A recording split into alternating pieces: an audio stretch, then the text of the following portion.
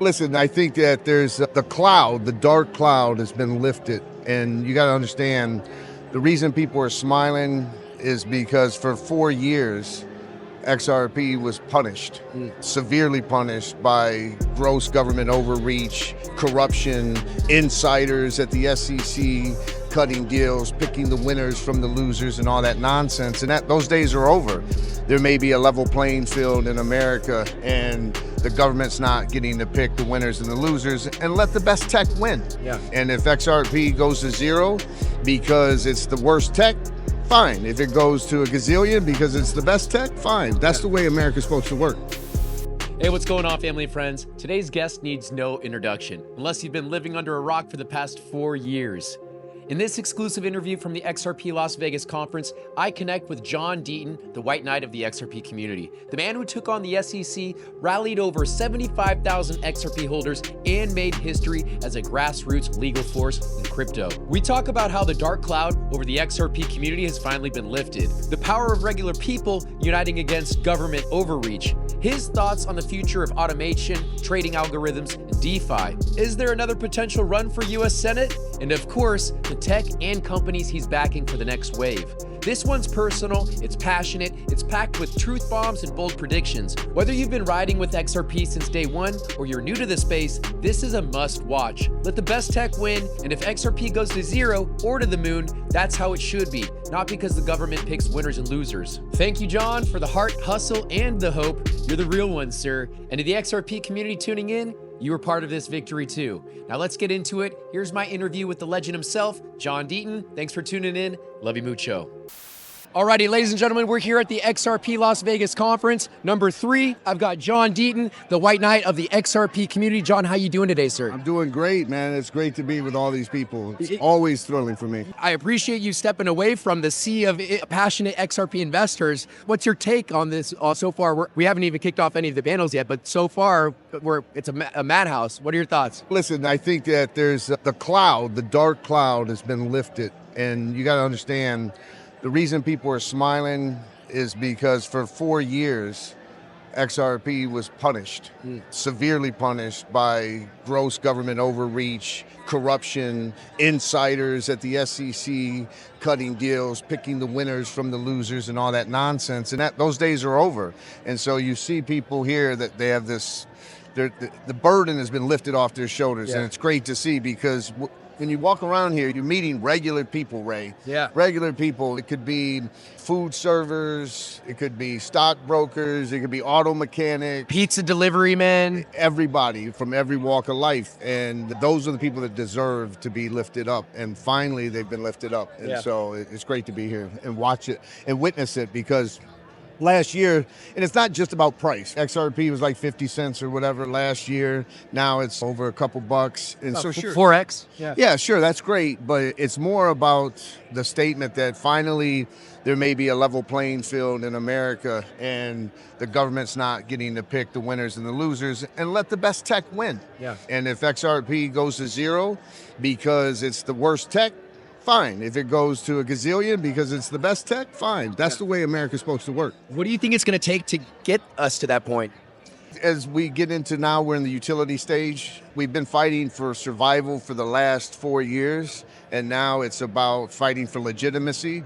And I think that you're seeing all these XRP spot ETFs, futures ETFs, and I've always thought that we're going to live in a multi-coin universe. You're going to have your tribalism. Yeah. I was just at the Bitcoin conference, obviously. I'm at the XRP conference. Didn't you speak at the Bitcoin conference? I did, and there's always tribalism, right? Because I was on stage and someone was like, who let the XRP attorney into the Bitcoin conference? Even though I went against Elizabeth Warren. But here's the thing, Senator Warren lives in this hyper-partisan political world where she's defined by party. You notice it's Democrats are great, Republicans are bad. I got news for you, Senator. All of you suck in Congress. All of you. It's a broken system. I'm disrupting that system. And I have a lot of money in Bitcoin, but that's fine. That tribalism can be healthy. Yeah. We don't want the government engaging in tribalism, and that's what we've witnessed for so long. And I think we're going to see everything that's happening with Bitcoin. It may not be to the same extent, right now, but you're going to see similar things. You're starting to see companies talk about putting XRP as a treasury asset. You're seeing see the ETFs. And so I think that the future's bright, man. I really do. Yeah, most definitely. Is there anyone that you're excited or any companies that you're interested in brushing elbows with or learning more about while you're here?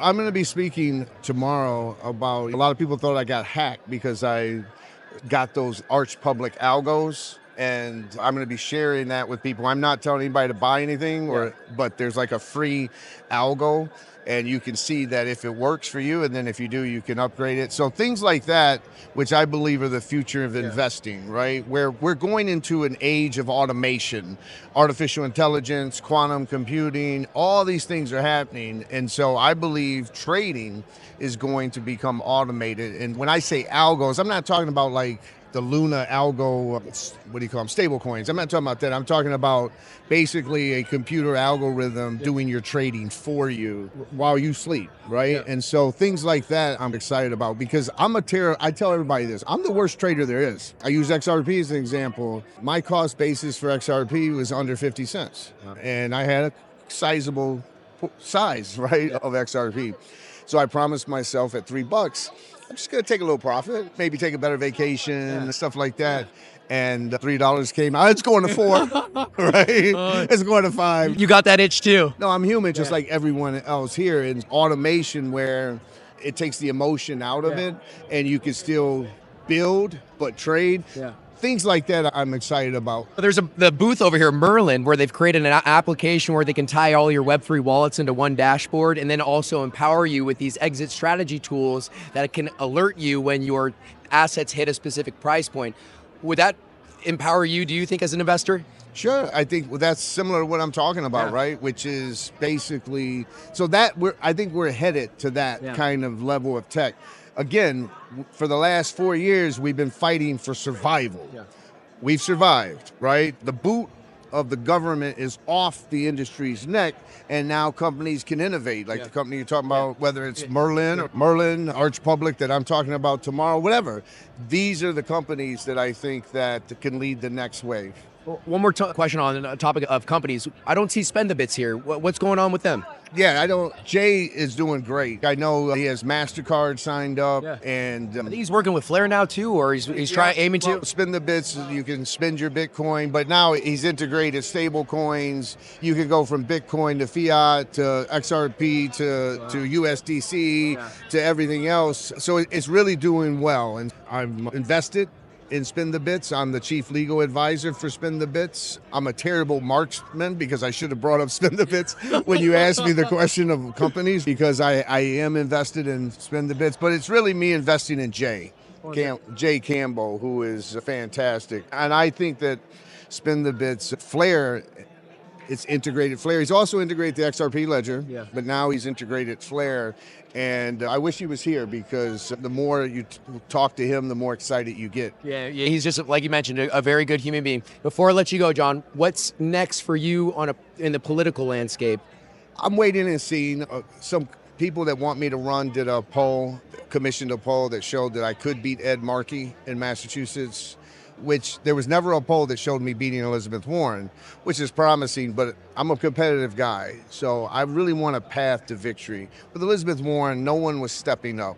It was very late, 8 months before the election. She had no opponent, and I just didn't want her to get a free ride, so I wanted to stand on stage and call her corrupt to her face and all those things. That was so awesome. And people were surprised that 1.3 million voted for me, because no one knew who I was in Massachusetts. So if there's a path to victory to really win, then I'll do it. You know what I mean? But I don't want to do it again unless I got a real path. Regardless, at the end of the day, you have a passionate tribe, a passionate community, real people behind you. So kudos to you, John.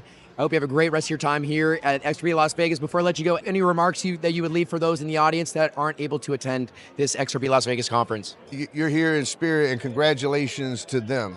They deserve, if they stuck it out and they were part of whether they were part of the 75,000 that joined or not, they deserve a lot of credit. And I tell everybody, I walk around here, it's quite humbling experience. People want to take a photograph where they're very thankful, and I owe them just as much as they owe me. I wrote in my book how I was at a bad stage, like this weird stage in my life, and I got sued the SEC, and all of a sudden 75,000 people joined me, and we came together and we won. And it's a very beautiful thing, and if they can't be here, they deserve congratulations to them, and I wish them the best.